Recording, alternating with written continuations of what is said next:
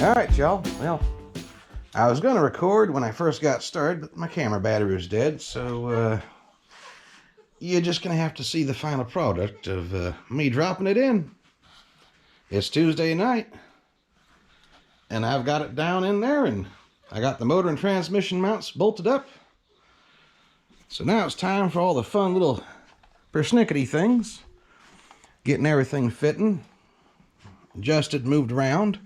I don't know if you can see that down there, but the oil drain for the turbo is awfully close to my steering shaft there. It doesn't touch, but regardless, I'm going to end up loosening those fittings up and moving it over a little bit for clearance. The coil is not going to work here because the turbo outlet, so I'm going to have to take that back loose and move it elsewhere. And that's okay. I got plenty of space down here. And of course, I got new power steering lines to install. But all in all, it's come along nicely. Glad to finally see it in the engine bay. Still haven't finished up the wiring yet. Ugh, that's a mess. But like I said, I got new wire wrap. I got the relay box set up there. So up next, I'm going to be, I guess, starting on some little fiddly parts. Maybe get the wiring harness sorted out and get that hooked up.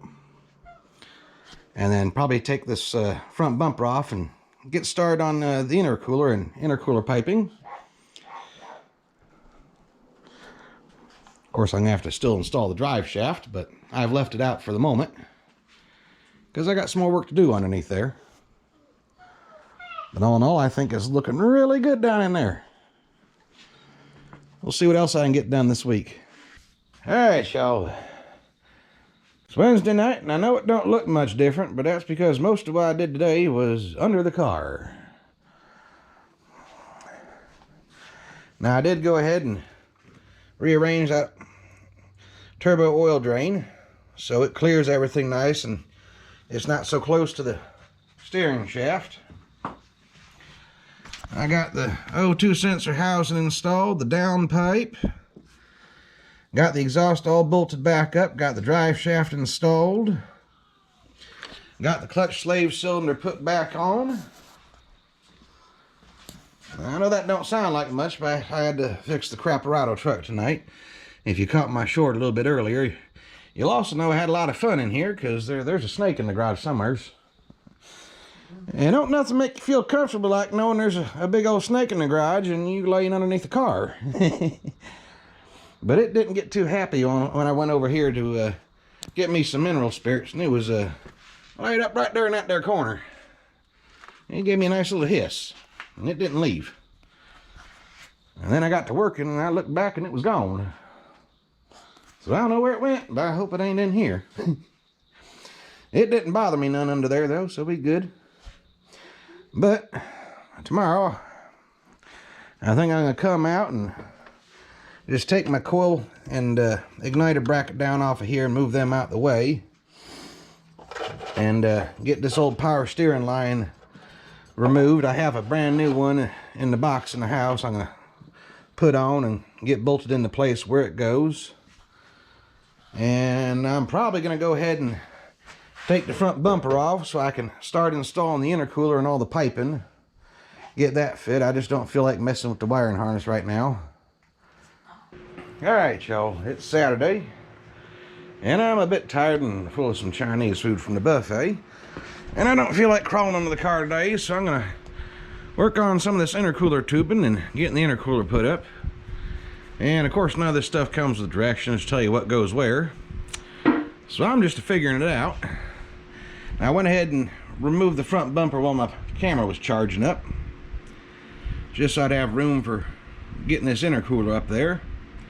And I've already held it up, and it's got them there two tabs here on the bottom, one up here on top. And here's what I can figure, because it came with a few bolts down in there, a little spacer, and these two little L tabs. What I'm thinking is that these little L tabs mount up here like this, one there and one there. And then this here little spacer goes right there. And the bolts get replaced with the ones they provided. So I'm gonna set y'all up, and that's what I'm gonna try and do. I'm gonna try and get all my bolts out and get the mounting brackets installed they provided, and we'll see how this goes. I don't even want to straighten that out before I bolt everything up. No big deal, that's for mounting the lip of the bumper. Alright, y'all, how does that look to you?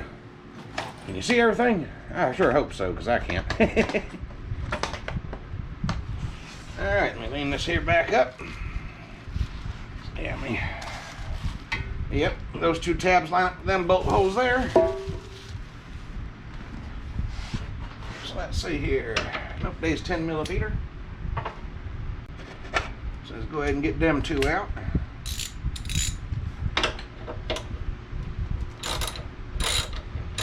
I don't think I've taken these bolts out since I first got the car back in 2006. I had to install all of this from another spare car, because when I bought this car it had been wrecked in the front and all this was smashed. And so 2006 was the last time these bolts have been taken out. I sure hope they don't break off. I think they're a wee bit rusty. They seem to be coming out.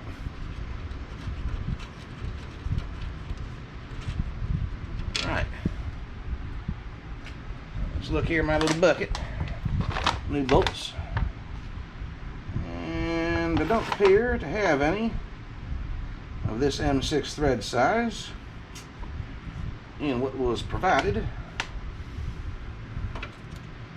That's kind of thick right there.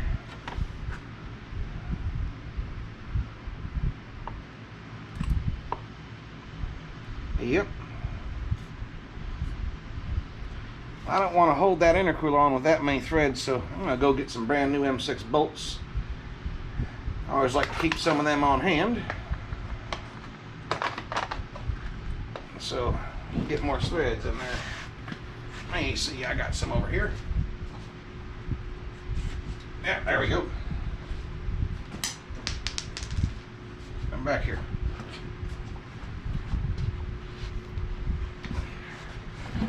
All right.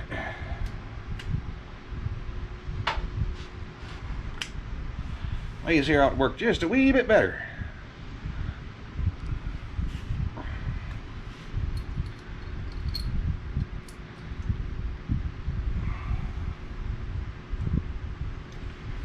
Go ahead and put these on there.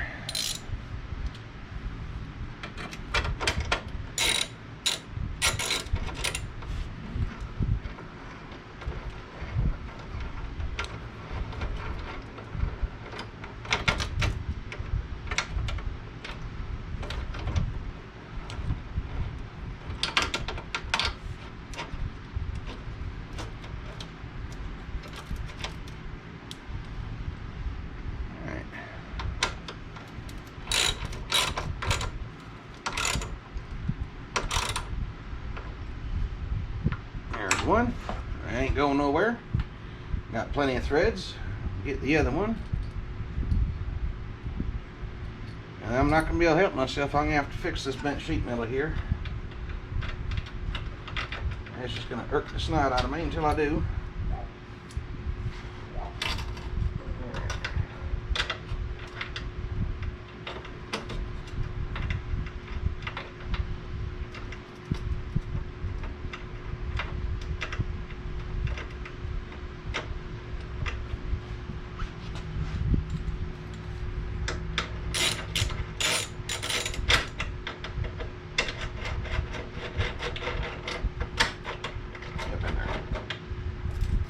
Squared up.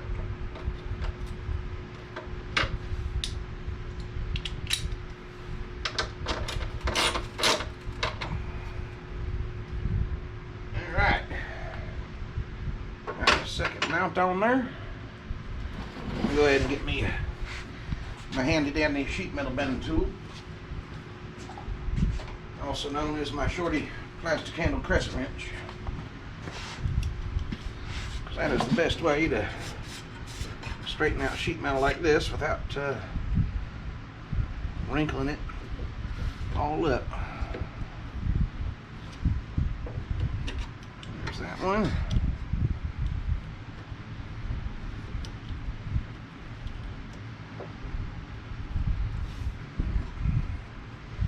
Over here, give it a little twist. Alright, straight.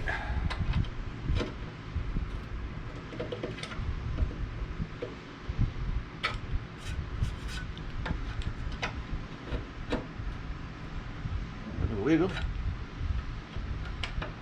Back over here, give it a little wiggle. Alright.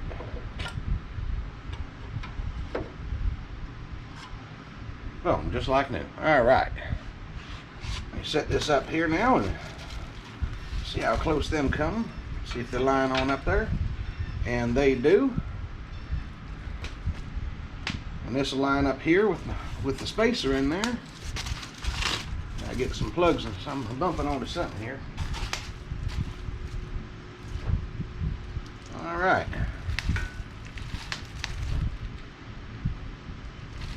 Well, I guess up next, get this bolt out of here and get that bolted on there with the new spacer. It looks like the intercooler is actually bumping up against here just ever so slightly. But I'm thinking once I get that spacer up in here that it won't be bumping there anymore. Let's see here. I think you're 12. Yep.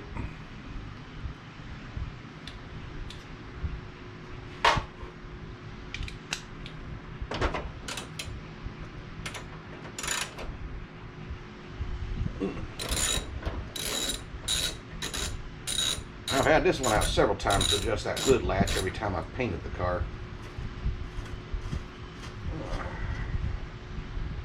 Alright. Let's see if this here long bolt they provided is the same thread size. It appears to be. Alright. So at least we got one good size replacement bolt. Let's see here. We're going to need one for here. I need one right here. And each of them is going to have a washer and a lock nut.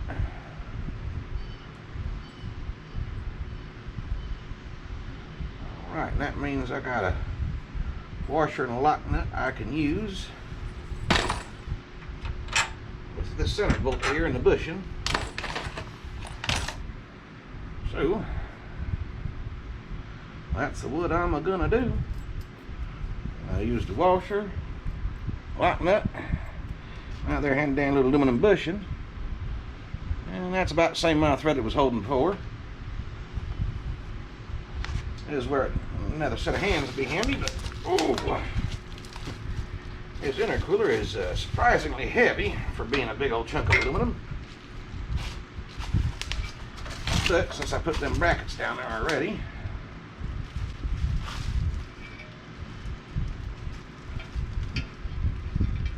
he's supporting it a little bit.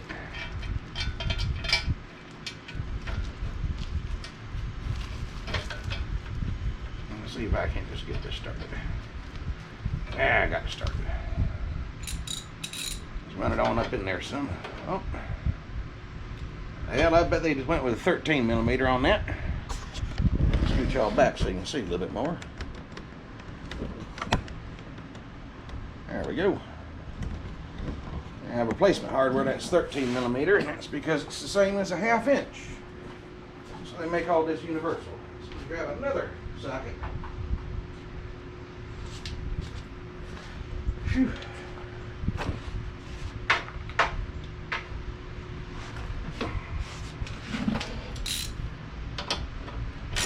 All right.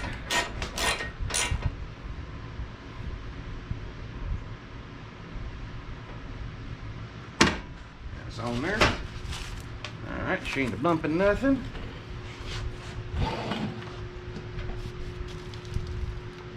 The holes down there on them brackets lined up pretty good. So, I'm gonna drop them bolts down through the holes and might have to shut y'all off while I do that. Tighten them down. Y'all ain't gonna be able to see me do it no how.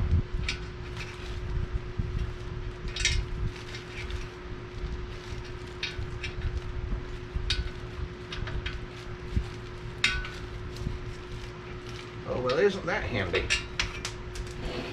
Well, I'm going to take this back off because these here bolts they provided don't actually fit through the bolt holes in the intercooler here. They just, the slots aren't big enough. No, I'm not going to take it off. Screw that. I'll use my own nuts and bolts.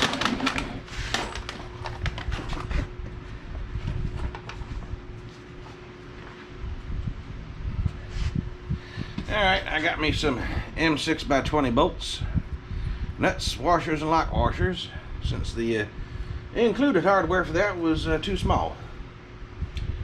I'll see if I can't just show y'all what I'm talking about here. See if I can't just get you in there. Alright. Get the bubble wrap out the way. See, this little slot right here, well, the included bolts are too big to fit through that. They'll fit through the bracket down there, but they won't fit through this. This was sized for an M6. The other bracket was sized for an M8, and I might have to let them know that they got that off with their included hardware. Like I said, luckily I got my own, because I didn't figure this was all going to work out, and I'm pretty sure I'd need them anyways. So I'll go ahead and get these bolted up there and get back with y'all. Alright y'all, well, I've been having some fun, just dry test fitting my intercooler piping up here. And so far I've only run into two problems. My hole there that I'd cut was good enough for this pipe. It fits in there like it should. Hooks up here under the excessive manifold just fine. I am going to have to probably change the bracketry on my coolant, on my washer fluid tank, so I can rotate it around and get it out the way. Because it did turn out to be in the way, as you can see there. I taken loose all but one bracket, just got tilted out the way. And I think once I get all these pipes figured out, I'm going to make a little diagram so I can label and show you which pipe goes where from the kit. Because I didn't have such a luxury. I knew this pipe went here because of the little nipple that's on there. But this pipe here, while it fits through the factory hole ain't in the right place. Because this ain't never going to meet up with this. And I know I'm going to have to move the hole because this is where my blow-off valve is supposed to attach, so this can't be there. That's going to have to move.